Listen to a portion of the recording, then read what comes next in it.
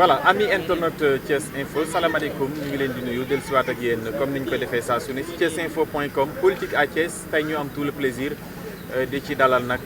Assane Sène nekk donc responsable politique APR au niveau de Ngoundiane mais nekk également conseil technique à la présidence de la République Assane salaamaaleykum. maaleykum salaam Ahmed. maaleykum salaam Ahmed. ñu ngi lay nuyu am tout le plaisir dalal suñu émission politique à Thiès. ñu ngi lay fay Ahmed di la ziar di la nuyu également. di la remercier di la féliciter par rapport ak liggéey bi nga xam ne yéen a ngi koy def au niveau de Thiès Info particulièrement dans ce qu'on appelle l'univers médiatique local am ngeen ko position bu am solo boo xamante ne mën naa gëm na waa Thiès yëpp ñu ngi koy rafetlu du nuyu population Thiès du nuyu la population de Ngoundiane en particulier Diack Mbodakhan bi ma jóg nga xam fa laa yendu ci benn tournée politique mais surtout di bëral nuyoo le coordonnateur départemental le ministre Augustin Tine nga xamante ne moom ak ñu mu àndal ñu ngi def liggéey bu am solo au niveau de cette zone qu'on appelle Thiès. Assane dinañu waxtaan ci langue politique gi également si sa taxawaay au niveau de la commune de Ngoundiane bi nga xam ne donc fa nga bokk. mais dañuy tàmbalee waxtaan bi ci wàllu politique wàllu politique ak ki nga xam ne moo di maître Moussa Diop. mi nga xam ne donc moom moo jiite woon Dakar Dem Dikk. tout à fait. ku ne xam na nag daal dinañ koy dàq ci bopp Dakar Dem Dikk ñu bëri nag yëkkati nañ ay kàddu jëmale ci ñetteelu mandat bi nga xam ne waxoon na ci benn entretien bu mu amoon ci benn télé. ñu bëri jàpp ne looloo tax ñu daal di koy dàq ci bopp Dakar Dem Dikk. tout à fait. naka nga ko jàngatee. merci Ahmed boo ma interroger ci question boobu nga xam ne question actualité la Sénégal yi yëpp a koy junj fan yi dafay am solo damay sawar tontu ci. ndax li ko waral dama bokk ci langue politique bokk ñi nga xamante ne donc c'est les responsables de ce qu'on appelle la coordination départementale di liggéey à le président Macky Sall depuis 2012 bien avant même 2012. je crois que dafa am loo xamante ne war nañ ko préciser te xam ko muy loo xamante ne ay prérogatives la yoo xamante ne kuñ ko jagleel kenn la muy président de la République moom moo am droit am prérogative di nommer dans ce qu'on appelle les emplois civils et militaires moo am sañ nommer moo am sañ-sañ dindi kon je crois que maître Moussa Diop bu ko gungee dans le cadre de la coalition Macky 2012 depuis très longtemps mu am ci moom confiance nommé que depuis 2012 mu nekk fa ba depuis 6 ans véritablement mu gérer boîte boobu am na li ñu ci mën a wax lu bëri positivement comme négatif aucune œuvre humaine n'est parfaite mais bu demee ba confiance bu ma amoon ci moom amatu ko dindi ko fa je crois qu'il y a pas péril en la demeure lu ñu war a rafetlu la am na ñoo xamante ne nu mu xarañe noonu la ñu xarañe am na ñoo xam ne nu mu amee compétence noonu la war a mën a am compétence mission la amoon mission bi pare nag kenn ñëw dox continuer mission bi. ñetteelu mandat bi nga xam ne daanaka boo demee ci réseaux sociaux yi ci bari loolu la ñuy waxtaanee maanaam ñetteelu mandat moom kenn du ci yee yàb bi rawatina nga bokk ci Benno Bokk Yaakaar. non mënuma ko waxee noonu parce que am na ñoo xam ne ñu ngi ciy wax. li ma faral di rappeler toujours te bëgguma sax di ci wax li ko waral mooy dafa nekkul actualité lu soxal Sénégalais yi Macky Sall bu leen fàtte ne dafa dem seeti Sénégalais yi ñu fal ko en 2012 donc à travers ce qu'on appelle le programme Yoonu Yokkatu mu doxal di doxal ba véritablement vers la fin de son mandat Sénégalais yi fal ko sur la base d'une confiance et satisfaction bi nga xam ne am nañ ko ci moom. ba mu am deuxième mandat bu ko amee li ko waral mu doxal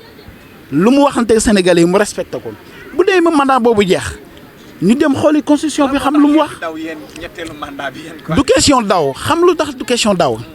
ki nga xamante ne mooy ndey mbind muy Macky Sall dañ ko interroger en maintes reprises si je me rappelle 2 fois ñaari yoon avant cela dafa am constitution bi nga xam ne dañ ko modifier voté ko à travers une réforme constitutionnelle. 16 points yi vous vous rappelez Sénégalais yi voté pour gérer mandat bi nga xam ne dañ koy stabiliser ba nga xam ne mandat bi kenn dootu ko mën a laal depuis lors Macky Sall est constant dans sa position mosul changer position pourquoi on voudrait véritablement dans le début de mandat demaguñu fenn gars yi bëgg ñu agiter mandat boobu amul solo amul sens. mais ñi wax ne Macky mën na présenter wu 2024 kenn dàqu leen mais il suffit que nga ne Macky moom mënul nekk troisième mandat rek yow moom. non man gëmuma ne véritablement parce que dañoo wax en défaveur du président par rapport à ce 3e mandat ñu dàq leen le cas récent le plus récent mooy le cas de maître Moussa Diop tombé waral ay gaaf je crois que wax naa la ko président de la République dafa am lu ñuy wax ay prérogatives institutionnelles yoo xamante ne constitution ak peuple sénégalais moo ko may moo am légalité légitimité doxal et par rapport à doxalin boobu am na lu ñuy wax nomination donc dans ce qu'on appelle les emplois civils et militaires moom moo amoon ci moom confiance amatu ci moom confiance dàqu ko c'est vrai dafa tombé waa ji def une sortie relative à troisième mandat donc considérer ko comparer ko à ce qu'on appelle un coup d'état c'est vrai mën nañ ko apprécier diversement mais li am solo mbirum démission mbirum limogeage lu mën a doon nit ñi nga xam ne dañoo nekk ci administration ça suit un long processus dafay am mbir yi tax ñu enclenché ko mu dem procédure bi dem ba jeex ñu xam ne véritablement procédure bi jeex na kii daa war a wàcc et pourquoi sénégalais yi du ñu posé wu la question est-ce que amul lu lal la dernière sortie de Maître Moussa Diop est-ce que le processus la procédure de limogeage n'a pas été enclenché pour se considérer comme une victime mu organiser am émission pour pousser les journalistes à lui parler du troisième mandat autrement dit moo am un prétexte pour sortir par la grande porte tout simplement c'est une question qu'on peut se poser pourquoi nit ñi duñ poser wu question boobu ñu bëgg a lier dàqam ak troisième mandat par loolu man laa mënul comprendre non newul fang dafa coïncider te Maître Moussa Diop dafa gérer une boîte nationale qu'on appelle Dakar Dem Dikk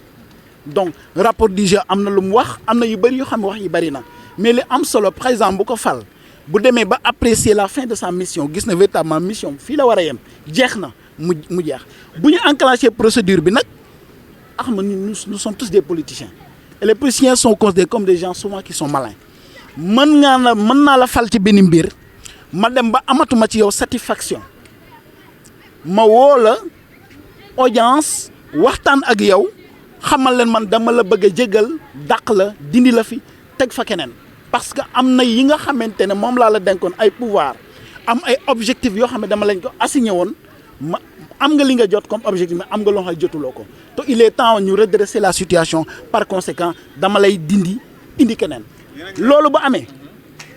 en tant que politicien futur politicien ou bien un politicien fin mën na jël ay responsabilités dem jël ay bagages am waajal dàqam dem créer benn émission sachant que boo waxee troisième mandat comme ni ko opinion bi waxee rek c'est quelque chose qui est calé dans l'opinion boo jàppee dañuy naan véritablement boo waxee troisième mandat dañ lay dàq par conséquent dàq nañ ba pare la procédure n'est pas encore arrivée à terme bàyyi ma dem def ci benn émission boo xam ne damay wax le troisième mandat comme ça les Sénégalais sauront que dàquñu ma ndax tel objectif mais dañ ma dàq ndax troisième mandat. Et la preuve pour prouver excusez-moi la preuve je crois que Maître Moussa Diop c'est pas la première fois ñu koy invité dans des médias c'est un homme très médiatique à outrance même il est toujours dans les médias mais kenn mosu koo dégg mu wax ci mbirum troisième mandat. Est-ce que mos nañ ko see laaj tamit? Non xaw ma mais mosu en tout cas de toute façon xam nañu ses positions tranchées sur beaucoup de questions d'ordre national mais mosu cee wax. Pourquoi mu jékki-jékki di ci wax ni cela veut dire il y a anguille sous roche et on peut douter véritablement de sa bonne foi par rapport à cette question. Assane ñu ngi Thiès dinañ waxtaan ci Thierno Alassane Sall. Absolument mais balaa ñoo dem foofu. dafa am benn laaj bu ma laaj rek mu jëm ci li nga xam ne xew na démb ak tey mu jëm ci wàllu mbënn mi nga xam ne milliards yu bari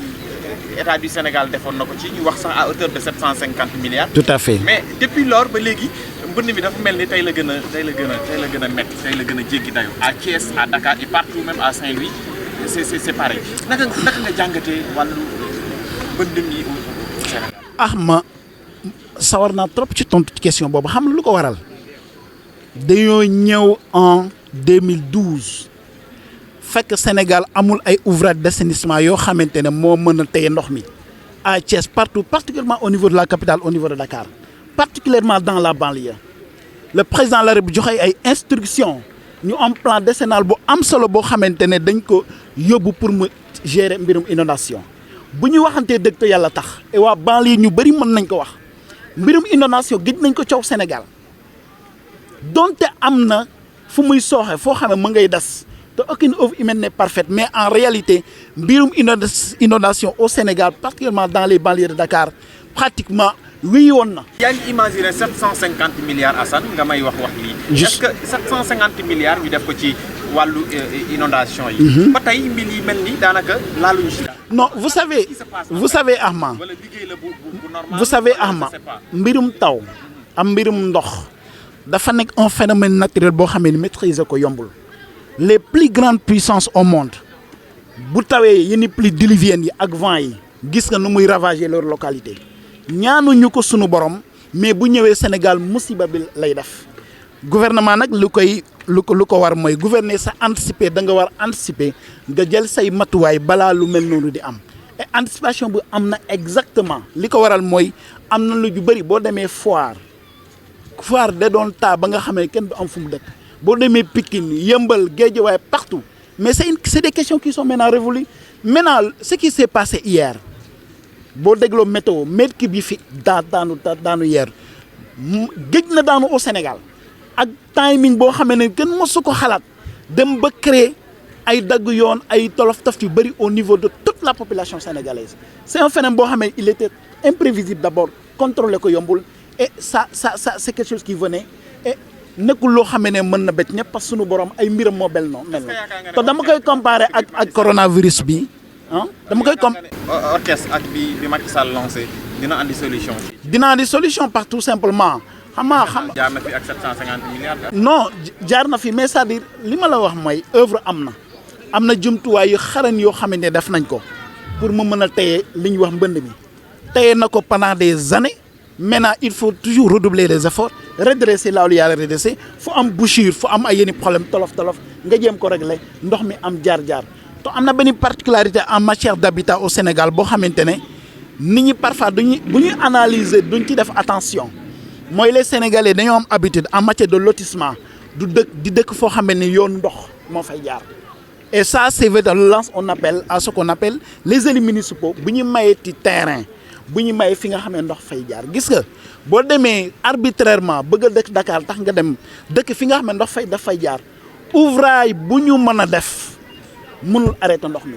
et c'est la plupart des situations qui sont arrivées les collectivités au niveau de Pikine Wakhinane ay Nimzat toutes ces zones là yi nga xamante ne ñoo polariser ce qu'on appelle la banlieue de Dakar c'est la réalité qu'on le veuille ou pas moo am maintenant nit ki état bu lay dimbale na ngay dimbale sa bopp état moo am la responsabilité de loger les gens de les nourrir et de réunir les conditions de leur épanouissement mais état lu mu la mën a dimbal da nga jël sa responsabilité xam li baax si yow ak lu baaxu si yow boo demee fi ndox di jaar nga dem dëkk fa xamal ne yow mënoo continuer di dëkk foofu tôt ou tard ndox mi dina la fa jël pour jël place am. Assane ñu ngi Thiès Thierno Alassane Sall nekkoon ci coalition Benno Bokk Yaakaar ñu dénkoon ko ay ndombol tànk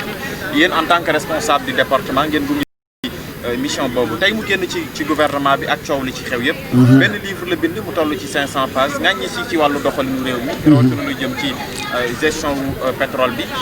naka nga jàngatee taxawaay bi Thierno Alassane Sall am surtout ci livre bi. waaw question boobu également am na solo parce que dafa nekk question boo xamante ne dafa marqué actualité au Sénégal depuis quelques semaines donc voilà. to bañ cee wax itam du sunu warugal liñ ci war mën a wax mooy parce que wax nañ ci dañ ciy waxaat liñ ciy waxaat di ko répéter mooy gisa nguur buñ la ko denkee jox la ci responsabilité ci lu mu mën a doon ngay doxal boo gisee li nga xamante ne da nga jàpp ne jaarul yoon dafa wéroo ak li nga xamante d'une certaine façon yoon la ak li nga xam ne moom la code pétrolier mbaa code minier lu mu mën a doon wax da ngay teel a jël sa matuwaay jël sa responsabilité dem sa yoon mais voilà un ministre boo xamante ne il est là avec le président Macky Sall depuis 2012 gunge ko dans toutes ses missions particulièrement la dernière mission bi nga xamee la mission du département de l'énergie il a été lu ñuy wax le maître d'œuvre de toute la procédure de signature des contrats te contrat xam nga am lu ñàkk xam-xam xam nga contrat kenn du xëy di ko signé contrat balaa nga koy signé dafay am une longue procédure te procédure boobu dafa am des conditionnalités yoo xamante ne dañ koy accepter les deux parties dañ koy càmbar ko ñu def ce qu'on appelle des missions à l'étranger xool la situation càmbar analyser de façon objective gis ne lii maintenant après tout ce processus toutes les deux parties yi nga xam ne ñoo siq langue bi ñoo siq contrat bi d'accord ñu accord partie par rapport à telle et telle condition maintenant on peut signer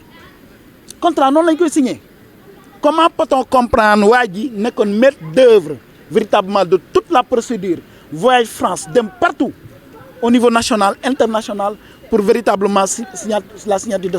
ce contrat. Dem ba ñu remplir toute la procédure, il ne restait que signature du contrat. Il a peut-être ses raisons. Mais mes raisons il aurait dû les manifester dès le début. Parce que Ahma,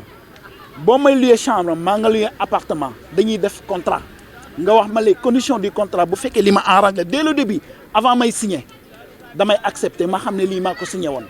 mais nga jox ma contrat ba pare ma xool les clauses du contrat ñu waxtaan xam lan mooy les clauses nga am accord ma am accord ñu dem war a def cérémonie de signature nga ne lépp li ma xamoon nangoon naa ko au début tey dama koy bañ ndax lii ak lii loolu c'est une question de mauvaise foi entre comment dire Ahma. Tout ministre de la République, c'est quelqu'un qui est là pour exécuter les instructions du président de la République. Si vous avez véritablement li doo ko mën a exécuter doo waroo ko commencer jëlee sa responsable nga démissionner président jël mission bi jox ko keneen. kon daal da nga neenal livre Thierno Alassane Sall. non dama jàpp ne livre politique la xam nga lu ko waral impression bi ma njëkk a frappé quand on a publié le livre ñi fi publié li bari nañ de mais souvent. day jël temps dañ koy waajal lu bëri bi waaye daa xëy rek en l'espace de quelques jours ma gën a livre cela veut dire que y a tout sauf du sérieux. est-ce que du kàngam gi mu nekk ci wàllu. du tout il y a tout sauf du sérieux mbin science la. parce que Thierno Alassane Sall aussi bu waxee ci wàllu pétrole il est mieux placé pour wax ci parce que dénk nañ ko mu doxal ci ba coow li ci. il n'est pas mieux placé il est placé pour le dire et pour en parler mais ak la seule condition que tu sois de bonne foi. lu mu mën a doon ngay doxal boo gisee li nga xamante ne da nga jàpp ne jaarul yoon dafa wéroo ak li nga xamante d'une certaine façon yoon la ak li nga xam ne moom la code pétrolier mbaa code minier lu mu mën a doon wax da ngay teel a jël sa matuwaay jël sa responsabilité dem sa yoon. mais voilà un ministre boo xamante ne il est là avec le président Macky Sall depuis 2012 gunge ko dans toutes ses missions particulièrement la dernière mission bi nga xam ne la mission. Du département de l'énergie. Il a été le maître d'œuvre de toute la procédure de signature des contrats. Ton contrat, xam nga am lu ñak xam-xam. Xam nga contrat kenn du xey diko signer. Contrat balan koy signer da fay am une longue procédure. To procédure bobu dafa am des conditionnalités. Des conditionnalités yo xamantene dañ koy accepter les deux parties dañ koy chambar ko. Ñu def ce qu'on appelle des missions à l'étranger. Xool la situation càmbar analyser de façon objective gis ne lii maintenant après tout ce processus toutes les deux parties yi nga xam ne ñoo siq langue bi ñoo siq contrat bi d'accord ñañu accord parti par rapport à telle et telle condition maintenant on peut signer contrat noonu lañ koy signer comment peut-on comprendre waa ji nekkoon maître d'œuvre véritablement de toute la procédure voyage France dem partout au niveau national international pour véritablement la signature de ce contrat. Dem ba ñu remplir toute la procédure, il ne restait que signature du contrat. Il a peut-être ses raisons. Mais mes raisons il aurait dû les manifester dès le début. Parce que Ahma, boo may louer chambre maa nga louer appartement dañuy def contrat nga wax ma les conditions du contrat bu fekkee li ma arrangé dès le début avant may signer damay accepter ma xam ne lii maa ko signé woon mais nga jox ma contrat ba pare. ma xool les clauses du contrat ñu waxtaan xam lan mooy les clauses nga am accord ma am accord ñu dem war a def cérémonie de signature nga ne lépp li ma xamoon nangoon naa ko au début tey dama koy bañ ndax lii ak lii loolu c'est une question de mauvaise foi entre comment dire Ahma. Tout ministre de la République c'est quelqu'un qui est là pour exécuter les instructions du président de la République bu la wóoree ne véritablement lii doo ko mën a exécuter doo waroo ko commencer jëlee sa responsable nga démissionner président jël mission bi jox ko keneen. kon daal da nga neenal livre Thierno Alassane Sall. non dama jàpp ne livre politique la xam nga lu ko waral impression bi ma njëkk a frappé quand on a publié le livre ñi fi publié li bari nañ de mais souvent day jël temps dañ koy waajal lu bëri bi waaye daa xëy rek en l'espace de quelques jours ma gën a livre cela veut dire que y a tout sauf du sérieux. est-ce que du kàngam gi mu nekk ci wàllu. du tout il y a tout sauf du sérieux mbin science la. parce que Thierno Alassane Sall aussi bu waxee ci wàllu pétrole il est mieux placé pour wax ci parce que dénk nañ ko mu doxal ci ba coow li ci. il n'est pas mieux placé il est placé pour le dire et pour en parler mais ak la seule condition que tu sois de bonne foi. Ahma livre wax naa la science la boo koy bind da ngay fi may commencer ak fi ngay mujjee da nga am fi ngay jaar am toutes les informations appropriées au minimum war nga mën a def 2 mois voire 1 an pour mën a présenter au public quelque chose de sérieux loolu la ñuy wax en réalité. xalaat pour tontu ko ci wàllu mbind. ma terminer ci xam-xam ci jël xalimaam bind. ma ngeen ko tontu ci. ci tontu ko ci. terminer ñu koy waxati tontu Thierno Alassane Sall à travers des écrits pour man personnellement ça m'engage personnellement pour man jaru ko xam lu ko waral. man dama lire quelques bribes du livre lire ma ko intégralement benn ñaar également bi ma gisee les tableaux là d'affichage du livre ma kuy def communication politique nga xam luy image politique nga mën a interpréter mën a appréhender ce qu'on appelle l'image politique en matière de communication livre bi lu ndaw la ci tableau bi li ëpp ci affaire bi mooy image yu nit ki moo fees panneau publicitaire yi da nga mën a jege rek nga xam ne livre la j'aurais compris véritablement livre occupé li gën a am solo dans l'image mais c'est l'image de la personne qui est encombrante dans ce qu'on appelle les panneaux publicitaires cela veut dire que nit ki nitam lay jëmal nitam lay préparer boppam lay préparer li ko gën a intéressé du intérêt askan mi mais intérêt boppam et personnellement te itam am naa des raisons wax ko le gars on a cheminé ensemble dans ce qu'on appelle la coordination départementale xam naa ko ñi nga xam ne ñoo dëkk Thiès nga xam ne on collaboré avec lui dans le cadre de la coordination départementale xam nañu ko Thierno Alassane Sall par conséquent bu génnee fii mënuñoo bett ñi ko mënul comprendre bu ko def les messies politiques à cause de ce livre là boo xamante ne waxute li lu bees parce que li nit ñi war a fàtte mooy Sénégal dafa am nu ñuy wax code pétrolier boo xamante ne véritablement dañ ko teg depuis longtemps képp koo xamante ne da ngay dem bëgg a signer contrat koo mën a doon biir Sénégal da ngay respecter charte réew mi li nga xam ne moom la réew mi décidé dogal ko pour wax ne naka la ñuy signer pétrole te président Macky Sall def na effort dafa ñëw dernier code bi mu jéem ko renforcer pour li nga xam ne daan nañ ko ci am en matière de code pétrole ñu am lu romb loolu fuufe Thierno Alassane Sall moo la ko gën a xam ñeneen ñi ñoo la ko gën a xam. Il suffit nga dem xool les modifications qui ont été faites dans ce qu'on appelle le contrat pétrolier nga xam ne Macky Sall jógul pour sax-saxe alalu réew mi il est là pour protéger l'intérêt de la collectivité loolu am na ay firnde pour wax ko parce que loo tax ma koy gunge. Assane Sène responsable politique bu APR Alliance pour la République ci commune bu Ngoundiane. mais tey boo ma doon wax sa taxawaay ci commune bu Ngoundiane lan nga may wax. waaw d'ailleurs damay commencer par nuyu population Ngoundiane en particulier Diag village bi ma dëkk. ñooñu waa Ngoundiane moom sama. waaw sa Ngoundiane la liggéey nga fa liggéey bu rafet macha allah yàlla dogal relation yi rafet ba tax na ñu tase tey Thiès cela veut dire bu ñaawoon demb ak barki demb tey du ñu tase tey di mën a jàmmarloo di waxtaan ci mbirum politique di la féliciter di la ñaanal suñu borom gën a wéyal mission bi.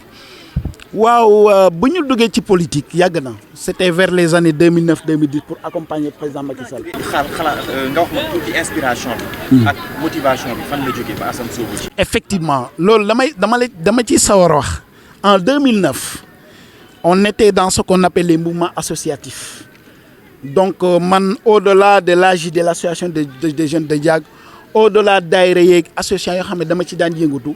man dama nekkoon un leader syndical à l'université nekk délégué ba nekk président l'amicale donc waa fi ñuy wax FASTEF donc maanaam normaliens yi ñuy formé ñii nekk ay inspecteurs ñii nekk ay professeurs yàlla dogal véritablement ci seen confiance ñu jox ma ko pendant 2 ans à l'école normale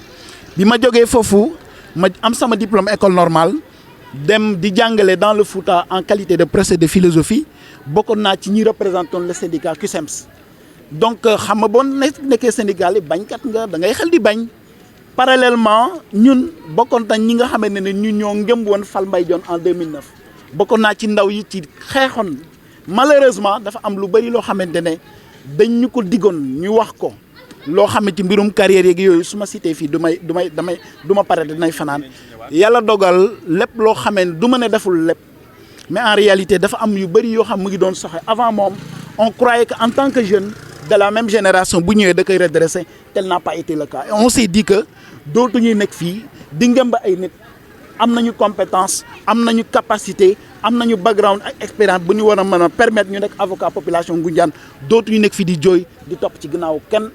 yàlla dogal ñu gis un leader émergé qui émergé Macky Sall à la suite de ces problèmes avec le président Ablaye Wade ñu gis taxawaayam intégrité am discipline am ak humilité am ñu xam ne qualité yi dañoo commencé rare en politique gis nañ ko ci moom kii doy na pour ñu dem gunge ko à part le canal. APR ci Ngoundiane. justement maa indi APR Ngoundiane je suis le pionnier de l'APR Ngoundiane yàlla dogal ñi nga xam ne maa juddoo ak ñoom yëpp bokk ak ñoom génération yëpp ma informé leen ñoom également ñu ñëw jàpp ci mission bi te bu ñu ci béy seen waar carrément vraiment avec beaucoup de responsabilité. La coalition Benno Bokk Yaakaar dina ñëw ci sa personne ci sa taxawaay ci commune bu Ngoundiane mais la coalition Benno Bokk Yaakaar wax nga sànq ba tudd le maire Mbaye Dione nga xam ne AFP la nekk. nekk jaraafu gox ba actuellement. tout à fait naka nga jàngatee taxawaayu coalition Benno Bokk Yaakaar à la commune de Ngoundiane. parce que fii à Thiès commune moom pëccëxoo gi bari na ci coalition bi mbaa loolu dalu leen. waaw ñun moom franchement pour wax honnêtement ñun au niveau de la coalition amuñu xiiro amuñu ngaayoo c'est une coalition boo xamante ne saa yu voté amee président joxe instruction on se mobilise avec responsabilité avec engagement abnégation ñu liggéey jox président lu mu laaj fu mu xaw a sooxe rek tout simplement mooy c'est une coalition qui n'est que politique maanaam balaa ñoo wax coalition Benno Bokk Yaakaar élection ñëw na élection bu ñëwee ñu dem au niveau de la population laaj seen voix ñu vetel ñu dem suñu yoon dootuñu wax dara ba beneen élection jot loolu laa déplorer au niveau de la coalition dama gis ne coalition politique boo laajee ba yàlla jox la nga commencé gérer da ngay jéem a impliquer les leaders de la coalition jéem a pérenniser sauvegarder voire sécuriser la coalition parce que am na élection yu war a ñëw nga soxla nit ñi yàlla dogal na à chaque véritablement élection maay le coordonnateur adjoint de la coalition Mbaye Dione mooy le coordonnateur maay nekk ci ginnaawam mais liggéey bi ñu waxante dëgg lu ci gën a am solo ñi ndaw ñi ñoo koy def li ci gën a am solo mais malheureusement à la fin dootoo dégg kenn ñoom ñu dem dellu seen activités yi voilà te loolu nekk na loo xamante ne man rafetlu ma ko li ma gis ne population bi boo leen mobiliser ci benn mbir ñu bàyyi seen lépp sacrifié wu ñëw jàppale ba nga am li nga am da nga leen war a gëstu leen mooy à chaque fois da ngay ñëw di leen nemmeeku di leen ne mooy ñi nga àndaloon dans la coalition également ci lépp loo toll donte yow la ñuy fal également ngay diisoog ñoom di waxtaan ak ñoom day tax suba boo leen soxlaa mu yomb ci yow mais malheureusement c'est le contraire à Ngoundiane. Mbaye Dione un exemple noonu la ko ñu bari tuddee ci taxawaayam yi nga xam ne mu ngi koy amal ci commune bu Ngoundiane. gestion 2019 ba 2009 jusqu'à ñu nekk 2020. pratiquement mu nekk ci ñaareelu mandat. sànq wax nga xëy na la nga xam ne ay diggé la woon ay promesse la woon gisu leen ko ci wàllu taxawaay bi. tout à fait ngay jàngatee gestion conseil municipal. waaw dama sawar wax ci gestion boobu parce que tout simplement dama nekk ndaw dëkk Ngoundiane bokk ci leaderu coalition Benno Bokk Yaakaar mais nag on fait observateur di dem pratiquement tous les week-ends au niveau local di déglu la population di gisal sama bopp d'abord je vais commencer par les choses positives wax naa la aucune œuvre humaine n'est parfaite Mbaye Dione d'abord sur la personne en tant que telle am na quelque part bu ñuy exprimer suñu fierté parce que tout simplement il est parvenu malgré ndawaayu commune Ngoundiane ba imposé wu ba nekk le secrétaire général de l'AMS l'association des maires du Sénégal fierté la. man pour man feneen ngay génn. maa ngi ñëw Axma maa ngi ñëw Axma xam nga Ngoundiane laa dëkk su ma gisee doomu Ngoundiane di escalader di dem. dans le cadre de ses ambitions politiques ku mu mën a doon fu ma mën a féete damay tàccu ñaari loxo parce que man dama bëgg sama localité je suis un patriote de sang par contre sama ADN Ngoundiane la par conséquent su ma gisee lu mel dama koy rafetlu mais terewul comme ni ma aucune œuvre humaine n'est parfaite ñëw na 2009 am na lu bari li ñu ko dénkoon li ci gën a ëpp mooy carrière yi kii ñii mën nañ ma seede carrière bokk na ci lu gën a tax ñu engagé wu def la politique yaakaar ne kii buñ ko jàppale en 2009 mbirum carrière yi dina wane gannaaw. ay centaines de millions moo fay. mais millions ngay wax ay milliards. carrière c'est un site qui abrite plusieurs entreprises yoo xam ne qui génère des millions des milliards. li ma naqari mooy taxawaay bi nga xamante ne entreprise yooyu war nañ ko taxaw ci askan wi amatul fu mu bayee samkat yi amatul fu ñu samee li ñuy wax le poumon vert de Ngoundiane forêt bi nga xam ne c'était une forêt boo xam ne qui drainait beaucoup de troupeaux au niveau de Ngoundiane maye nañ ko spolier les terres des populations véritablement retombées yi war a am au niveau des carrières amul. responsabilité sociétale. voilà responsabilité sociétale lañ qu'on appelle RSE am na li fa am certes mais portewul, je le répète dama koy wax toujours, sur les véritables priorités de la population de Ngoundiane. te boo demee boo defoon enquête tey Ahma déglu la population de Ngoundiane dinañ la wax ñoom gis ñu seen bopp sur les carrières de Ngoundiane. li ko waral mooy carrières yi dañoo nekk ci ay tool c'est vrai que domaine national la mais dafa am ñu fa doon bay nit ki boo ko fekkee muy bay li nga xamante ne moom la doon jëriñoo nga jël ko li nga war a def mooy da nga ko war a woo nga yëgal ko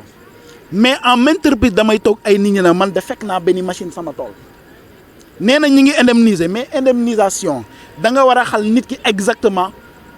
jàppale ko ba nga xamante li nga koy jàppale ni nga méngoo ak njëriñ bi nga xam moom la doon jëlee toolam le plus souvent dañ lay jëlal nit muy liggéey carrière mais liggéey boobu day porter ci liggéey bu gën a ñàkk fayda au niveau de la carrière le plus souvent journalier la ngay doon nga am embauchement problème la quelques années après ñu dàq la nga toog di kanoog tu taxawal bien sûr li ko waral mooy au-delà du code minier au-delà du permis d'exploitation bi nga xamante ne les services compétents dañ koy joxe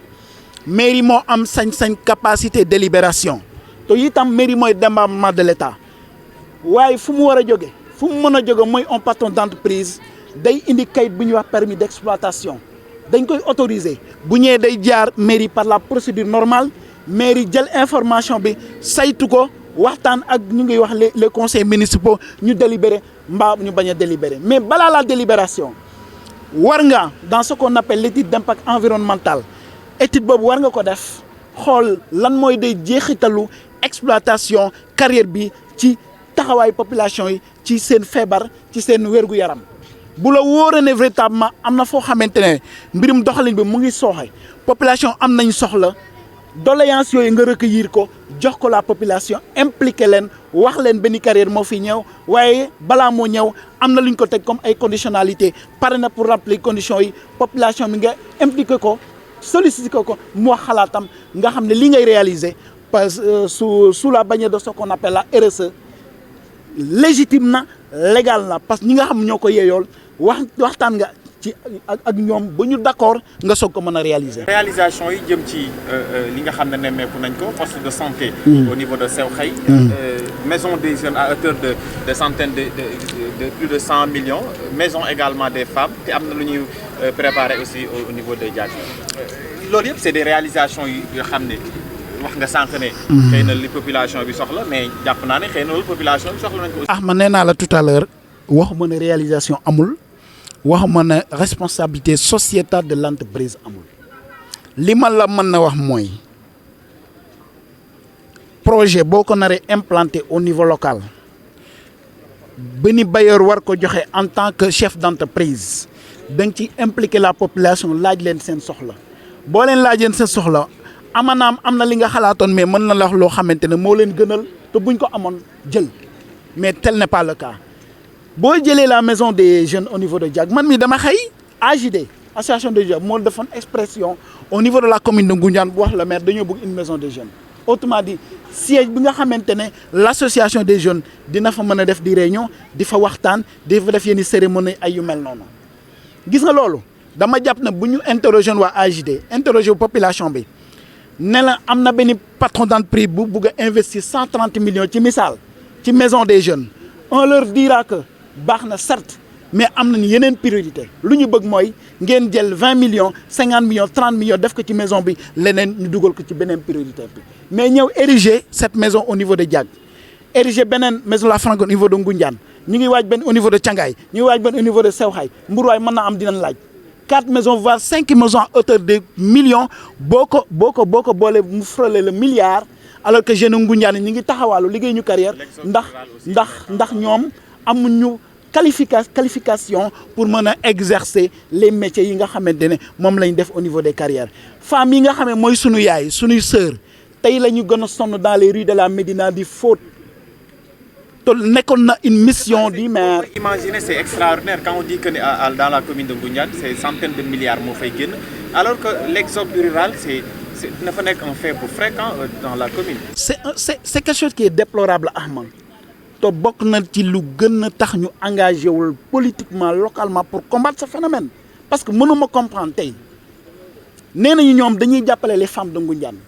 mais jigéen boo koy jàppale d'abord bul jiital xaalis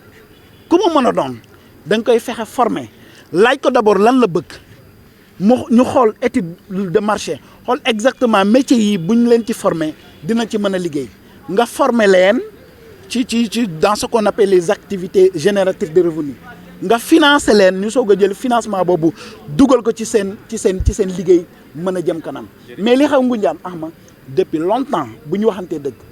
mooy da ngay jël 15 millions 10 millions 5 millions jox ko femme Ngoundiane ñu koy seddoo ñii di am ay 7000 ñii am ay 10 000 def na loolu mën naa tey nit Dakar c'est au niveau local mënoon nekk peut-être li may terminer doo di ci jéglu mooy maa ngi lancé un appel à toute la population de Ngoundiane ñun li nga xamante ne fu ñu taxawoon en 2009 tey la ñuy gën a dëgër pour taxaw foofu mooy doxalin bi nga xam ne baaxul au niveau local ñu jëlee ko fa à travers un engagement politique local te côté boobu am na li nga xamante ne sunu parti def na ko dinañ waxtaan nag ak coalition Benno Bokk Yaakaar waaye dinañ taxal loxo ñeneen doomu Ngoundiane ni pour ñu bokk ndey bokk baay ériger un système bi nga xamante ne dinañ ci retrouver toutes les compétences de Ngoundiane éparpillées partout au niveau national et international installer une municipalité inédite boo xam mosul am au niveau de Ngoundiane pour régler les problèmes de la localité incha allahu rabbi. amoon mbégte tout le plaisir doon ko dalal. merci Ahma. Assane Sène nekk responsable politique bu Alliance pour la République au niveau de la commune de Ngoundiane nekk également conseil technique à la présidence de la République. C'était un plaisir vraiment. moom suñu frère la. c'est partagé Ahma. engagement aussi. c'est partagé Ahma. jeunesse bi surtout au niveau de la commune. c'est Ahma partagé. merci beaucoup. jox leen rendez-vous beneen yoon seen beneen numéro politique à Thiès jërë ngeen jëf.